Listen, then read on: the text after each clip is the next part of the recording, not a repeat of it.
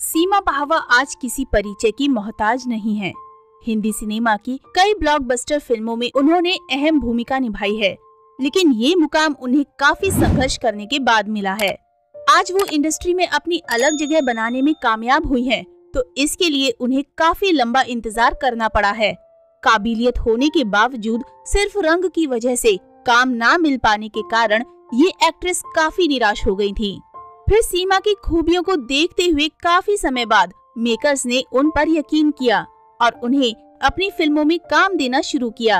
आज एक्ट्रेस अपने काम और नाम दोनों से पहचानी जाती हैं। सीमा पाहवा ने बहुत कम उम्र में ही एक्टिंग की दुनिया में काम करना शुरू कर दिया था। जब वो 5 साल की थी, तब से उन्होंने अपने अभिनय सफर की शुरुआत की थी। उनका मानना है कि आज वो जो भी हैं, अपनी माँ की वजह से है। आज सीमा किसी भी परिचय की मोहताज नहीं है।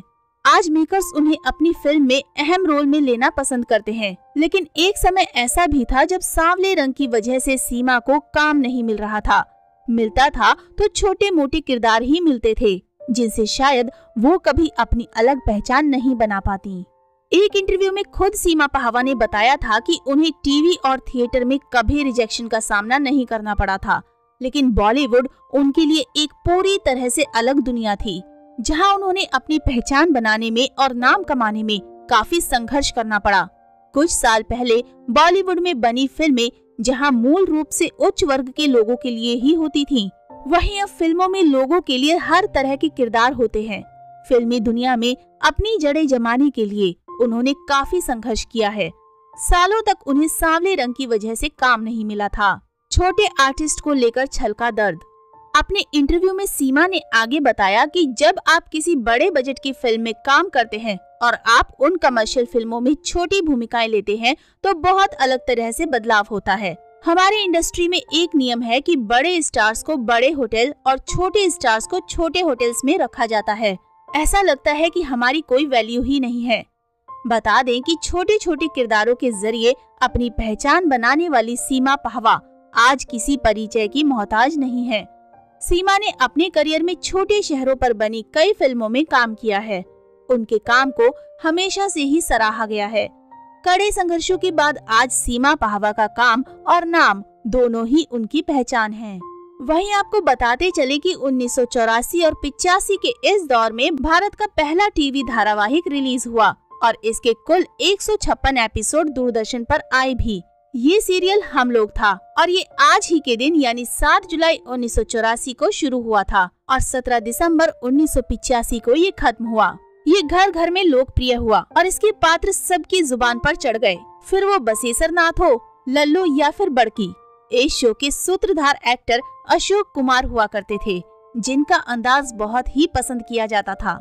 इस सीरियल में धीर गंभीर और घर की बड़ी बेटी यानी बड़की को खूब पसंद किया गया।